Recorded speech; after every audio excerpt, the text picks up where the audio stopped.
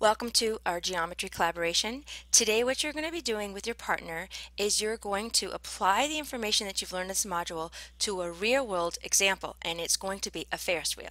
You and your partner will choose which one of these Ferris wheels you're interested in studying today: the Singapore Flyer, the London Eye, or the Star of Nanchang. In here I've written down the diameter and the number of cars. The first thing you're going to do is calculations. And so you're going to write down the formula. For example, the radius is equal to the diameter divided by 2. And then you're going to calculate it. For example, the London Eye has a diameter of 120, so the radius would be 60, and make sure you put the units meters. You're going to do the circumference and the area and all these calculations, and then answer these questions, and now it's time for technology. And for the technology piece, I'm going to show you how to verify these calculations using GeoGebra. And the first step to do that is to input an image of your Ferris wheel into GeoGebra. So to do that, I'm going to use a different Ferris wheel just to show you how to do it. And I chose the High Roller in Las Vegas, and it's in the Guinness World Book of Records, and each one of these cabins can hold up to 40 people. I did a little research and found out the diameter is 520 feet and there are 28 cars. That was the pieces of information I needed for this project. So the next thing I did is I went into images and found an image that I liked, and I'm going to snip it, and I'll show you how to do that now. Take a snipping of it and save it, as I usually save it on the desktop as capture. And let me show you how to put this into GeoGebra. So let me show you. I'm going to click on image and click on capture. Now I'm going to change some of the properties for this project. First, I'm going to make it a background image. Then I'm going to make it lighter for now so I can see what I'm doing. Then I'm going to change positions: corner, square bracket 1, corner 2, and then corner 4. So it's like full screen. And there we go.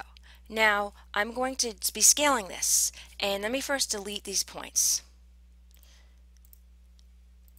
And I'm going to move my graphics view so the axis is sort of in the middle.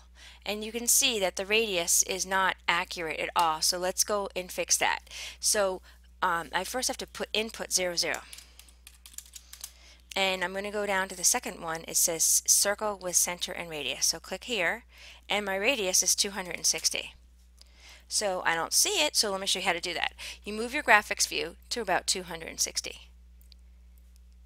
And so you still don't see it yet, but you will in a moment, because I'm going to change the Y. So you see what I'm doing is going in between, hovering over the x-axis as well, and until it matches. And I'm just going to play around with this until it's scaled to fit our roller coaster.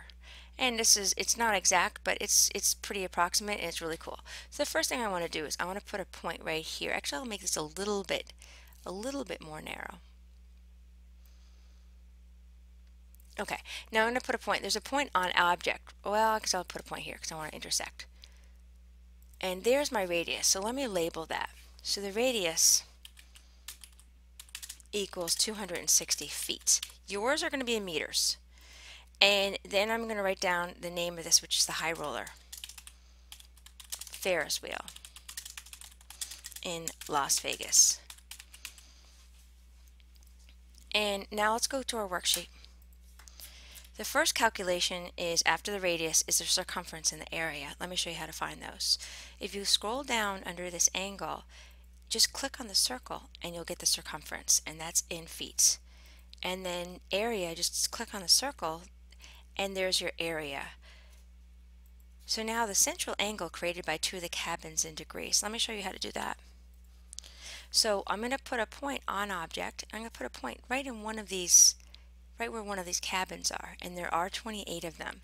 Then I'm going to go to my angle thing, the second one down, angle with a given size. Here, here.